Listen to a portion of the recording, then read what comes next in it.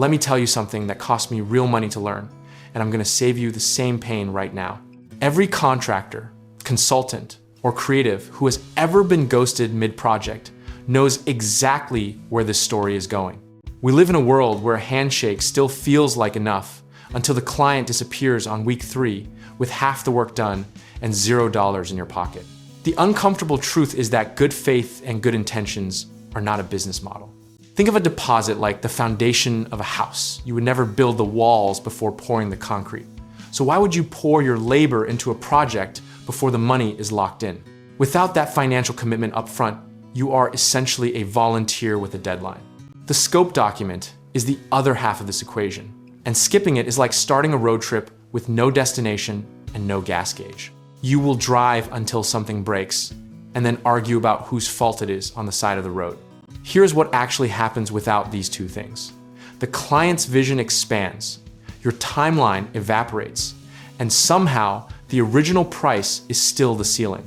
This is called scope creep, and it is the silent killer of profitable projects and contractor mental health. We've all heard the story. A friend of a friend took on a kitchen remodel with a verbal agreement. The client wanted to just add a bathroom, and 3 months later, he was eating the cost of $18,000 in overruns. That is not a renovation story. That is a hostage negotiation with tile samples. Psychologically, clients without skin in the game treat your time like a buffet, unlimited, consequence-free, and always available for one more plate. A deposit changes the dynamic instantly because now they have something to lose too, and suddenly everyone is a lot more decisive. History backs this up across every service industry.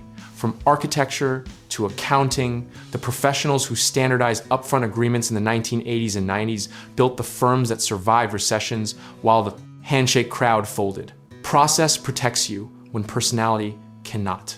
The misconception we need to kill right now is that asking for a deposit signals distrust or desperation. Asking for a deposit signals that you are a professional who values your work and has been around long enough to know what happens when you don't. Your scope document is not bureaucracy. It is your single source of truth, your referee, and your exit ramp when a client tries to rewrite history. Put everything in writing. Deliverables, timelines, revision limits, payment schedules, and what happens if either party walks away. The practical lesson here is simple. Never start work without at minimum 30 to 50% down. And never swing a hammer or send a file without a signed scope. Moderate your risk, not your ambition. Protect the downside so the upside has room to breathe. Discipline in business looks boring from the outside and looks like freedom from the inside. The contractors and consultants who are still standing after 10 or 20 years are not the most talented. They are the most consistent and the hardest to manipulate. Here's the beautiful irony. The clients worth working with will never flinch at your deposit or your paperwork because they respect process the same way you do. The ones who push back the hardest on your terms are almost always the ones who would have cost you the most. At the end of the day, a deposit and a scope document are not about distrust. They are about designing a relationship where both sides are protected, respected, and aligned before a single nail is driven. That is not paranoia. That is professionalism. And the sooner you commit to it, the faster your business grows.